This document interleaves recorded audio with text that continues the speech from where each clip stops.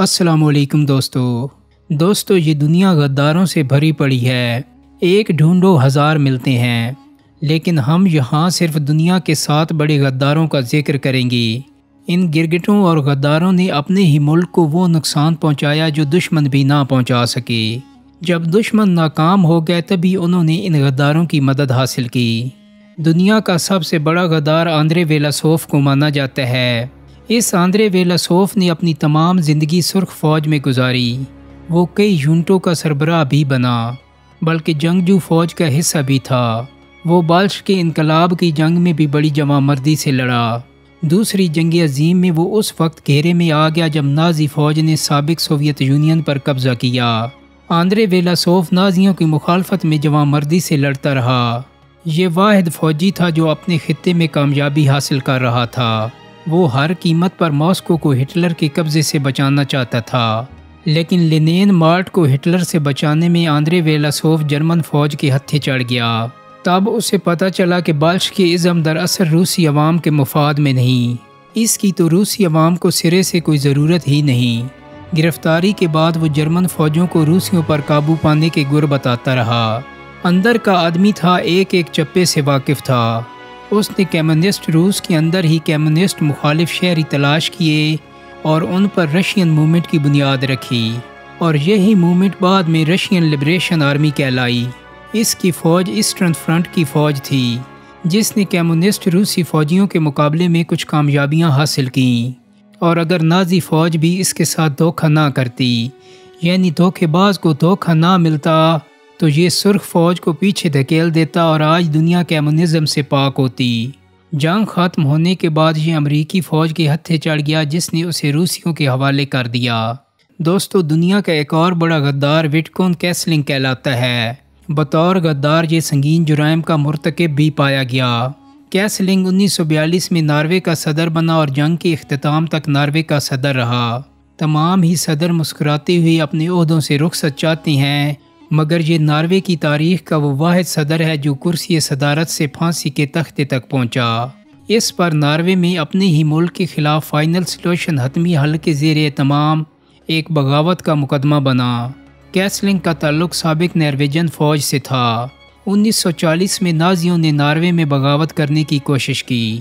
Hitler کے بڑھتے ہوئے اثر و نفوذ کو دیکھتے ہوئے اس کیسلنگ نے ہٹلر سے ملاقات کی۔ ہٹلر نے اسے اقتدار میں قائم رہنے کا یقین دلایا، مگر وہ غلطی پر تھا۔ بہر کیف قبضے کے بعد ہٹلر نے اسے پریزیڈنٹ بنا دیا، یعنی وہ صدر جو نازیوں کے ماتحت تھا۔ اس لیے غداری کے جرم میں وہ جیل چلا گیا۔ دوستو، عالمی رپورٹ کے مطابق دنیا کا تیسرا بڑا غدار میر جعفر ہے۔ اس نے برطانوی فوج کے سربراہ رابرٹ کے ساتھ پلاسی کی جنگ میں ہاتھ ملایا اور مسلمانوں کی شکست کا باعث بنا۔ دوستو، میر جعفر نہ ہوتا تو شاید انگریز 200 سال تک برصغیر پر قابض نہ رہتے۔ پلاسی کے میدان میں کامیابی کے بعد برطانوی فوج کو پورے خطے میں کہیں اتنی مضبوط اور طاقتور مزاحمت کا سامنا نہیں ہوا۔ اس ایک چھوٹی سی جنگ نے برطانوی فوج کو ملک کے اندر تک داخل ہونے کے راستے دیے۔ 1757 میں ایسٹ انڈیا کمپنی سے رشوت لے کر میر جعفر اپنے ہی ملک کے خلاف پھٹ پڑا۔ وہ ایسا غدار نکلا جس نے ایسٹ انڈیا کمپنی کو سونے کی چڑیا ہڑپ کرنے کی اجازت دے دی۔ اس کی غدارانہ سوچ نے انگریزوں کو 50,000 جوانوں پر مشتمل نواب آف بنگال کی بہترین فوجوں کے درمیان گھسنے کی اجازت دے دی۔ 3,000 برطانوی دستے 50,000 فوج پر قابو پانے میں کامیاب ہو گئے۔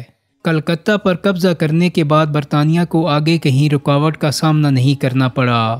دوستو، میر جعفر بنگال کا نیا نواب تھا، لیکن آج برطانیہ کی تاریخ میں میر جعفر کو امریکہ کے بین ایچ آرنڈ سے تشبیہ دی جاتی ہے۔ اسے ناروے کا کیسلنگ بھی کہا جاتا ہے۔ یہ دونوں وہ لوگ ہیں جنہوں نے اپنے ہی ملک سے مفادات لینے کے باوجود غداری کی اور ملک کو دشمنوں کے ہاتھوں بیچ دیا۔ آئیے اب ملتے ہیں دنیا کے چوتھے بڑے غدار سے۔ چین کا سپر غدار ہے۔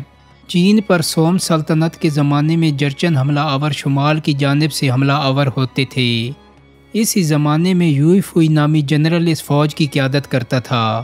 یہ جنرل چرچن حملہ آوروں کو پے در پہ شکست دینے کے بعد اپنی سلطنت دوبارہ حاصل کرنے میں کامیاب ہو گیا۔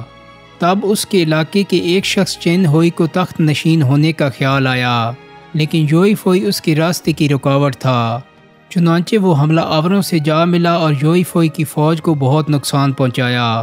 بالآخر وہ جوئی فوئی کی فوجوں کے ہاتھوں گرفتار ہوا اور اسے غداری کے جرم میں پھانسی پر لٹکا دیا گیا۔ دوستو، چند ہوئی کے قبر کے نزدیک چند اور اس کی اہلیہ کے مجسمے بھی نصب ہیں، اور لوگ اب بھی چند ہوئی کے مجسمے کو پتھر مار کر دلی تسکین حاصل کرتے ہیں۔ دوستو، دنیا کا ایک اور بڑا غدار ایفیلٹس تھا۔ اس کا تعلق یونان سے ہے۔ تھرموپلائی کے ایک علاقے کا رہنے والا یہ شخص یونانیوں کا ایک بڑا غدار تھا۔ اس شخص نے مغربی پہاڑوں پر بغاوتوں کو جنم دیا۔ اس شخص نے پرشین فوج کو ایک مخصوص سگنل ٹریک راستے پر ڈال دیا۔ اس ٹریک پر فوج گھیرے میں آ گئی اور پھر ساری یونانی فوج دشمنوں نے بھیڑ بکریوں کی طرح ذبح کر ڈالی۔ اس قتل عام کا ذمہ دار یہی شخص تھا۔ بینیٹ یا غدار ایک ہی لفظ ہیں۔ اگر آپ کسی راہ چلتے شخص کو بینیٹ آرنلڈ کہہ کر پکار دیں تو شاید وہ آپ کو ایسا گھونسا دے مارے جو آپ سہ نہ سکیں اور آپ کئی فٹ دور جا گریں۔ دوستو، یہ کوئی بڑا جرنل نہ تھا۔ آرنلڈ صرف ایک فوجی افسر تھا، لیکن اس کی ماہرانہ صلاحیتوں اور عسکری قیادت پر امریکی عوام کو ناز تھا۔ وہ ساراٹوگا کے مقام پر بھی بہت کامیاب رہا، مگر اس کے ذہن میں خناس تھا۔ اکثر سوچتا کہ اسے امریکہ نے کیا دیا۔ اس کی صلاحیتوں کا ناجائز استعمال ہوا، بس یہ خناس اسے لے ڈوبا۔ ایک روز اس نے دولت کی خاطر ویسٹ پوائنٹ پر برطانوی فوج کو ہتھیار پھینکنے کی پیشکش کر دی۔ ہتھیار ڈالنے کی عوض اس نے برطانوی فوج میں جنرل کے عہدے پر تعیناتی بھی مانگی، مگر اس کی غداری کے باوجود برطانیہ ویسٹ پوائنٹ کو حاصل نہ کر سکا۔ اس سے پہلے کہ برطانیہ حملہ آور ہوتا، آرنلڈ کا بھانڈا پھوٹ گیا اور اسے مدد سے پہلے راہ فرار اختیار کرنی پڑی۔ دوستو، دنیا کا ایک اور بڑا غدار ایملیو اگنالڈو کہلاتا ہے۔ اپنے فلپائنی شہریوں کو آزادی کا سورج دکھانے کی خاطر ایمیلیو کئی محافظوں پر نبرد آزما رہا۔ کبھی ہسپانیوں سے لڑتا تو کبھی امریکیوں سے، لیکن پھر اس کے ساتھ دھوکہ ہوا اور دھوکے میں وہ امریکی فوجوں کے ہاتھوں گرفتار ہوا، مگر کسی طریقے سے بچ نکلا۔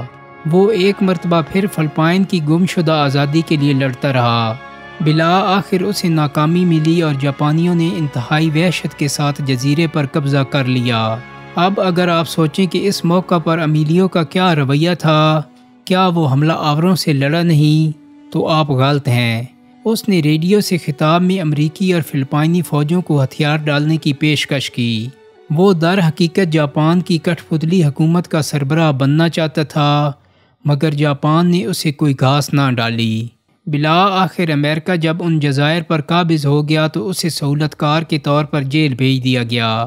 اگرچہ اسے تاریخ میں فلپائن کا پہلا صدر بھی مانا جاتا ہے، مگر وہ جاپان کا سہولت کار یا ساتھی تھا، اور یہ دھبا اس کے چہرے سے آج تک نہیں مٹ سکا۔ دوستو، امید کرتا ہوں کہ میری آج کی ویڈیو آپ کو پسند آئی ہوگی۔ اگر ویڈیو اچھی لگی ہے تو اس کو لائک اور شیئر کر دیں۔ میرے چینل کو سبسکرائب کرنے کے ساتھ ساتھ بیل آئیکن کو بھی کلک کر دیں تاکہ آپ کو میری آنے والی مزید ویڈیوز کے نوٹیفیکیشن ملتے رہیں۔ بہت جلدی ایک نئی ویڈیو کے ساتھ ملاقات ہوگی۔ اپنا بہت سارا خیال رکھیے گا۔ اللہ حافظ۔